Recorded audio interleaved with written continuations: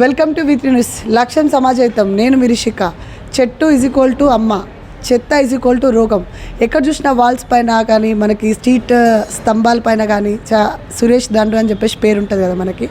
So ఆ పేరు ఉన్న అనే వ్యక్తి మీకు ఎవరో తెలియతాను. సో మనం ఫోకస్ టీవీ ఈరోజు ఆ వ్యక్తిని మనం పరిచయం చేయబోతున్నాము. వారే సురేష్ దండు గారు మనతో పాటు ఉన్నారు. సార్ నమస్కారం. సార్ నమస్తే అండి. సార్ అంటే చెత్త ఈజ్ రోగం అంటే దేని గురించి, అంటే ఇట్లాంటి ఆలోచన మీకు ఎందుకు వచ్చింది? సో చెత్త ఈక్వల్ రోగం, అందులో చెప్పాను నేను ఆల్రెడీ. చెత్త అనేది రోగంతో సమానం. మనం చూస్తూనే ఉంటాం, ప్రతి దైనందిన జీవితంలో మన ఇంట్లో కూరగాయలు తీసుకొస్తాం, మంచిది తీసుకుంటాం, చెడ్డది పడేస్తాం. ఏ వస్తువైనా తీసుకుంటాం, బిస్కెట్లు తీసుకుంటాం, చాక్లెట్ తీసుకుంటాం, ఛాయ్ తాగుతాం, కప్పులు బయట పడడం, అంటే ఇంట్లో వేస్ట్గా ఉన్న లాస్ట్కి చెత్త చెదారం కూడా ఊడ్చి నీ ఇల్లు శుభ్రం చేసుకుంటాం. కానీ ఆ చెత్త తీసుకుపోయి ఒక దగ్గర పూర్వకాలంలో ఇంట్లో ఉన్న వాళ్ళందరూ కూడా తట్టె తీసుకొని పోయి ఒక పెంట కుప్పలని పోసేవాళ్ళు. ఇప్పుడు మారిపోయింది, మోటార్ మారిపోయి ఈడ ఊపుతుండి ఇంటి పక్కల వస్తుండు. మళ్ళీ అదంతా ఏం చేస్తుంది, రోడ్ అంతా మారిపోతుంది. అంటే చెత్త అనేది నీ చుట్టుపక్కల ఒక పెంట కుప్పలాగా మారితే ఆ చెత్త నుండి క్రిమి కీటకాలు ఏవేవి దోమలు కావచ్చు, ఈగలు కావచ్చు, మరే క్రిమి కీటకాలు. ఒక దోమ వల్ల 60 రకాల రోగాలు వచ్చేదంటే సందర్భం ఉంది. మలేరియా, డయేరియా, చికెన్ గునియా, ఇలాగ చాలా రోగాలు వచ్చే అవకాశం. అంటే దేనివల్ల చెత్త నుంచి క్రిములు పుట్టడం వల్లనే వస్తుంది. 60 రకాల రోగాలు రావటం వల్ల లాస్ట్కు మన నిన్న వచ్చినట్టు కరోనా కూడా ఈ చెత్త చెదారం వల్ల వచ్చింది. చెత్త చెదారం వల్ల చిన్న చిన్న ఏవైతే దుమ్ము కణాలు ఉంటాయో అవన్నీ కూడా శరీరంలోకి వెళ్ళిపోయి ఊపిరితిత్తుల శ్వాసకోశ వ్యాధులు కూడా వస్తాయి. ఇంకా ఈ ఏదైతే మంచు కూర్చే ప్రభుత్వంలో ఆ చెత్త చెదారం అంతా గాలిలో తేలిపోయి తేమలాగా అయిపోయి మొత్తం మబ్బులాగా పట్టి కళ్ళల్లో కూడా సూక్ష్మకమైనటువంటి పోవడం వల్ల కళ్ళు కూడా కానరాటటువంటి సిద్ధాంతం కూడా ఏర్పడుతుంది. అంటే ఈ రకమైనటువంటి వ్యర్థ పదార్థాలు కంపెనీల వల్ల కూడా, కెమికల్ కంపెనీలు ఉంటాయి, ఏదో రకం డిజైన్ చేసే కంపెనీలు ఉంటాయి. ఏ వస్తువు అయినా సరే మంచి ఉన్న కాడ 25% చెడ్డ అని ఉంటాయి. ఇవన్నిటిని కూడా జాగ్రత్తగా సేకరిస్తే, జాగ్రత్తగా యూజ్ చేస్తే, జాగ్రత్తగా చేస్తే మనకు రోగాలు వచ్చే అవకాశం తక్కువ ఉంటుందనే ఉద్దేశంతో మెయిన్గా శుచి శుభ్రత ఇంపార్టెంటు. ఇల్లు అయినా సరే, గుడి అయినా సరే, బడి అయినా సరే.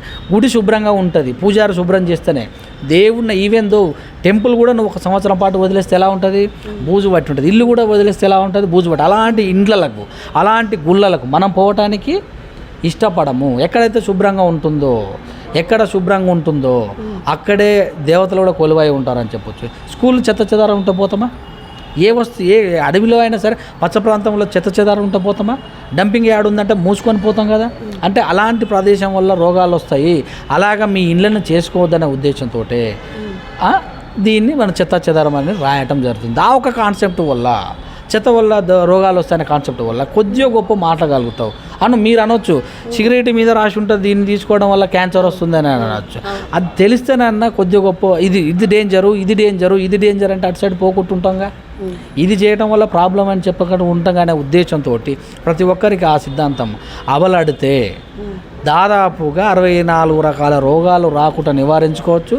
జబ్బు చేసి హాస్పిటల్కి పోయి ఆయుర్వేదాలను తీసుకొని ఒళ్ళు నష్టం, డబ్బు నష్టం, ప్రాణ నష్టం చేసుకోకుండా ఉండాలనే ప్రతి ఒక్కరిని మానవుని ఖచ్చితంగా చేయాల్సినటువంటి ప్రప్రథమ కార్యక్రమం ఇది. మనిషి ఉంటాడు, మోరి ఉంటుంది. కానీ ఇంటి ముందలంగా పోతే ఎందుకు మా ఇంటి ముందలంగా వద్దంటాం మనం? మురికి వాసన వస్తుందనే కదా, అంతే కదా. మరి మోరి లేకపోతే ప్రమాదం ఉండదు కదా. అలాంటి మురికిని చేసేది నువ్వు కనుక నీ నుండి స్టార్ట్ చేయాలని ప్రతి ఒక్క వ్యక్తికి పరిచయం చేస్తున్నాము. చెత్త ఈక్వల్ రోగము అని రాసిన వ్యక్తి తెలవాలిగా, మరి కంపల్సరీ ఎవరో ఒకరు అనేది తెలవాలి కదా. దానికి మాత్రం పేరు రాయితే సురేష్ అనే నా పేరే, ఇంటి పేరు అనేది మా ఇంటి పేరు. చెట్టు ఈజ్ అమ్మ అంటే ఇది ఇంకా పర్టికులర్.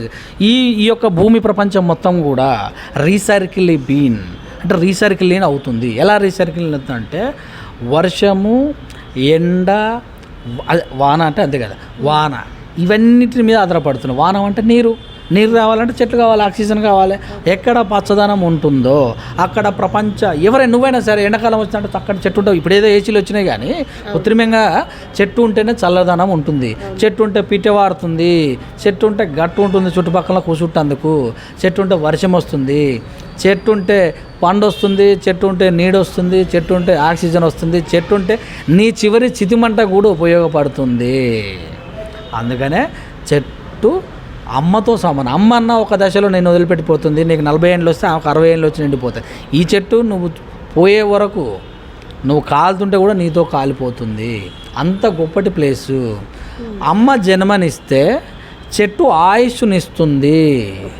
అమ్మ జన్మనిచ్చి వదిలేస్తుంది, చెట్టు ఆయుష్నిస్తుంది. నీ ప్రతి క్రియలో ఆక్సిజన్, నీకేదైనా ప్రమాదం జరిగితే నీకు ఆక్సిజన్ పెట్టమని చెప్తారు. ఆక్సిజన్ పెట్టమని చెప్తారంటే ఆక్సిజన్ లెవెల్ తక్కువ అవుతున్నాయి. ఆక్సిజన్ లెవెల్ ఫుల్ ఉంటే ఆక్సిజన్ నీకు అవసరం లేదు. ఆక్సిజన్ లెవెల్ ఫుల్ కావాలంటే ఉన్న గాలిని ఆక్సిజన్ చేయడం, గాలిలోనే ఆక్సిజన్ ఉంటే అన్ని కార్యక్రమాలు జరిగిపోతాయి. ఇప్పుడు ఈ రోజుల్లో చర్మ వ్యాధులు, ఈ కరోనా లాంటి వ్యాధులు ఎందుకు వస్తున్నాయి అంటే డీకంపోజింగ్ ఎయిర్లో క్వాలిటీ తగ్గిపోతుంది, ఎయిర్లో ఆక్సిజన్ లెవెల్ తగ్గిపోతుంది, ఎయిర్లో రాడాన్ వాయువు పీడుతుంది. రాడాన్ వాయువు భూమి మీద వచ్చినటువంటి వాసన, నత్రజని పెరుగుతుంది ఎయిర్లో. ఈ ఎయిర్లో ఇలాంటి oxygen, carbon monoxide, carbon dioxide, వీటి యొక్క బ్యాడ్ కంపోజ్ ఏవైతే పెరిగిపోవడం వల్ల ఆక్సిజన్ శాతం తగ్గుతుంది. ఆక్సిజన్ శాతం తగ్గడం వల్ల త్వరగా కూలిపోయే కూరగాయలు ఉన్నాయి, త్వరగా కూలిపోతే ఆక్సిజన్ లెవెల్ పెద్దగా ఉంటే ఎక్కువ కూలిపోదు. నీ శరీరం కూడా అంతే. శరీరం ఎందుకు త్వరగా వాసన వస్తుంది బట్టలు వేసుకునే వెంటంటే డీకంపోజింగ్ అవుతుంది. డీకంపోజ్ మీన్స్ తేజస్సు పోతుంది. మనం స్నానం చేసినప్పుడు ఎంత తేజస్సుకుంటాం, తర్వాత ముఖం ఎందుకు విలీనం అవుతుంది, ఆక్సిజన్ లెవెల్ పడిపోయి ఈ ఏవైతే తిరుగుతున్నాయో బండ్లు గిన్లు తిరిగి వాటి నుంచి వచ్చే పొగ మనసులో పారిపోయి ఈ ముఖం మీద వారిపోయి డీకంపోజ్ అవుతుంది. ఈ డీకంపోజ్ కావటం వల్లనే మనిషికి వివిధ రకాల జబ్బులు వస్తున్నాయి. వీటన్నిటిని డీకంపోజ్ చేసుకున్నట్టు చెట్టు మాత్రమే ప్యూరిఫై చేయగలదు. ఆక్సిజన్ మనకి ఇస్తూ కార్బన్ డైఆక్సైడ్ పీల్చుకుంటుంది. చెట్టే లేకుండా నువ్వు బిల్డింగ్లు కట్టుకొని నీడ అంటే గాలి లేనిది గంట కాదు కదా, నిమిషం ఉండలేవు కోసమా. నీరు లేనిది గంట ఉండొచ్చు, అన్నం లేకపోతే ఉండొచ్చు.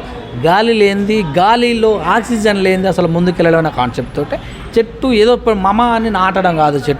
చెట్టు నాటితే పండ్లు వస్తే పక్షులు, పచ్చిపక్షాకులు, మనం కూడా చింతపండు తింటాం, మామిడి పండు తింటాం, జామ పండు తింటాం. ఈ పండ్లన్నీ దేని నుంచి వస్తున్నాయి? చెట్టు నుంచే వస్తున్నాయి. ఓ రకంగా చూస్తే రాముడు వనవాసం పోయిండు, రాముడు వండుకొని తినలేదు, పండ్లు పొలాలు తినడు. సీతాఫలం ఎంత చక్కటి ఫలం, యాపిల్ ఎంత మంచిది, గ్రాప్స్ ఎలాంటివి. అంటే దాదాపు నీకు ఇచ్చేటటువంటి అమూల్యమైనటువంటి ఆహారాన్ని కావచ్చు, అమూల్యమైన వాయువుని కావచ్చు, అమూల్యమైనటువంటి ప్రతిదీ.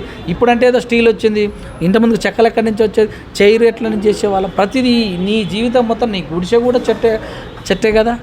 తాటి ఆకులు వేసుకునే వాళ్ళం సపారం కోసం, అంతే కదా. ఇప్పుడు పచ్చడి పందిరి కూడా వేసుకుంటాం కదా చెట్లతోటి.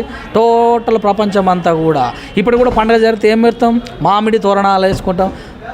ఆకుల తోరణాలతో పండుగ చేసుకుంటావు, అంతే కదా. ఆకుల తోరణాలతో పండుగ చేసుకుంటాం.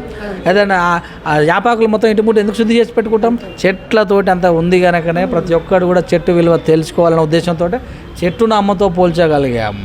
ఆ ఒక్క విషయం పుట్టిన కాడి నుంచి చచ్చిపోయే వరకు జ్ఞాపకం ఉండాలి, ప్రతి ఒక్కరికి కావాలి. చెట్టు అమ్మలాంటిదని గుర్తించడానికి ఈ యొక్క కార్యక్రమం తీసుకోగలుగుతాం.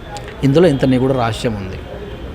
అంటే ఇది కరోనా టైంలోనే మీకు రాయాలనిపించిందా, అంత ముందు నుంచే మీ ప్లాన్? సో ఈ కరోనా అనేది ఇప్పుడు వచ్చింది 2 సంవత్సరాల క్రితం, కానీ నేను 15 years క్రితం నుంచే రాయడం జరిగింది. అంటే ఎందుకంటే కరోనా టైంలో మనకి ఆక్సిజన్ అనేది ఎంత ఇంపార్టెంట్, చెట్లు ఎంత ఇంపార్టెంట్ అనేది మనకు చెప్పారు.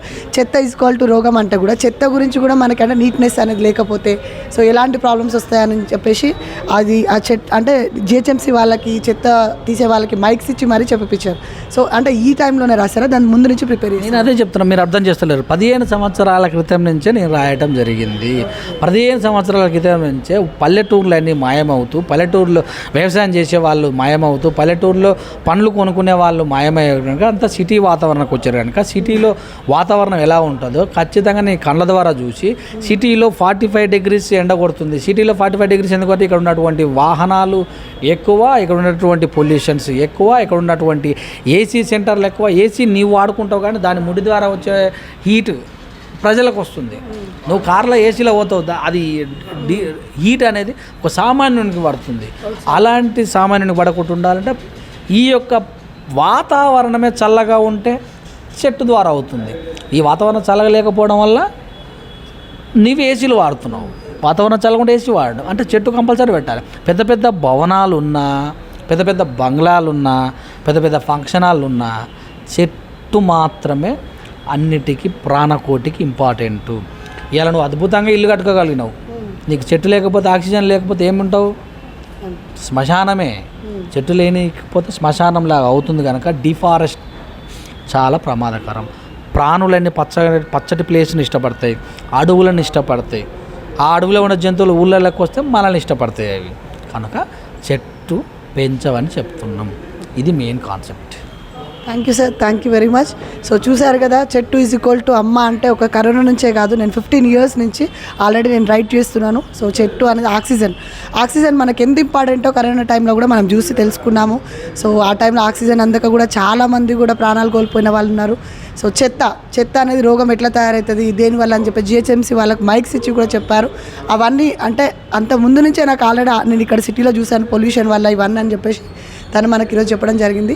సో ఇలాంటి మరెన్నో ప్రోగ్రామ్స్ కోసం, ఫోకస్ ప్రోగ్రామ్స్ కోసం చూస్తూనే ఉండండి V3 న్యూస్. కెమెరామెన్ అఖిల్తో నేను మీ రిషిక. So thank you.